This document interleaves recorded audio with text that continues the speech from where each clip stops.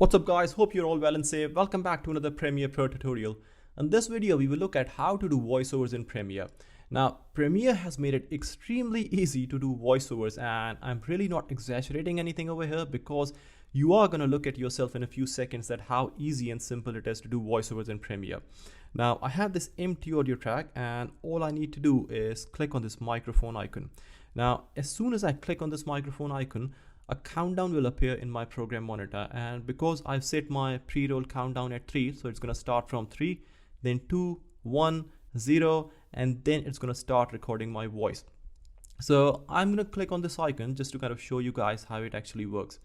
So here I am, I'm going to click on it now, and then 3, 2, 1, 0, and now Premiere has started recording my voice. Now once you're done with it, once you want to finish this, all you need to do is click on this microphone icon again, and Premiere is going to stop recording your voice. So that's what I'm going to do right now. So I'm going to click on it again, and there you go. So this is my voiceover clip on my audio track. Now before wrapping this video up, I just kind of want to show you something else as well. Now obviously before kind of starting to record anything, the first thing you would want to do is to check all the settings to make sure that everything is being set up correctly.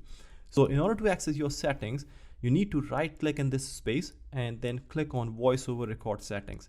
Now here you can set the name of your voice clip.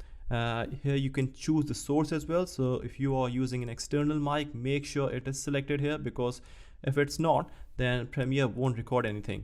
And I mean, you can set the pre-roll countdown as well. So mine is set at 3. You can set yours at 5, 10, 7, whatever you want.